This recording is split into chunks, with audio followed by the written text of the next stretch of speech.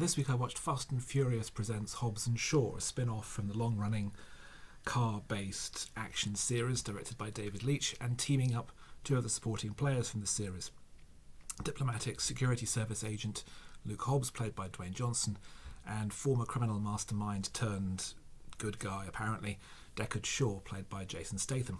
They're enlisted by their country's respective secret services to track down the mysterious Brixton Law, an ex-spy who has joined a group that believes technological advancement is the only way forward for humanity and has been cybernetically augmented whilst stealing something that will bring about the end of the world and allow his group to take over.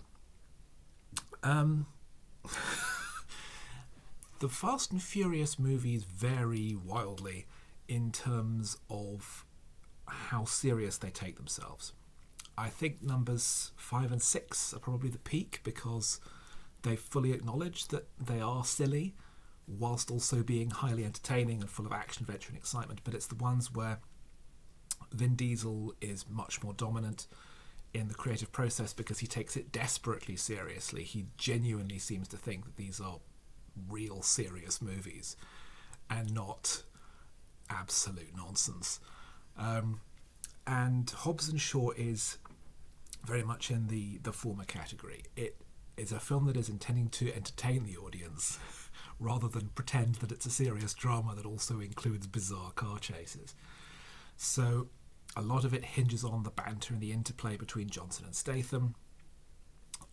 Maybe that can dominate the film a little too much.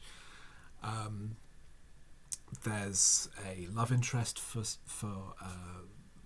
Johnson in Vanessa Kirby, an MI6 agent who turns out to be Statham's sister, and Idris Elba as the villain is, as usual, Idris Elba's self. I don't think that he is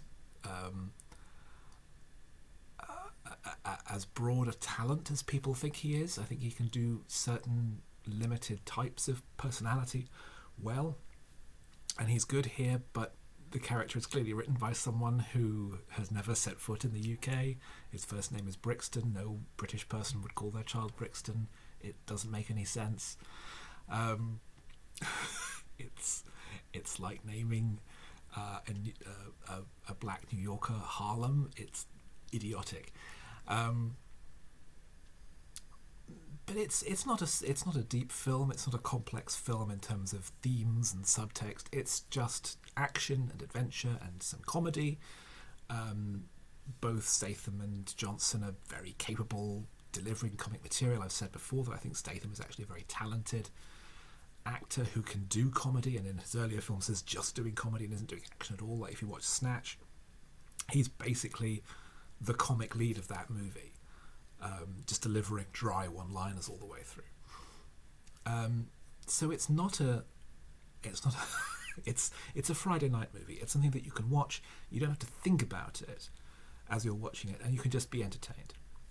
And there is definitely a place in the continuum for movies like that, for films that are geared solely towards entertainment with no complex subtext or any kind of nod towards reality.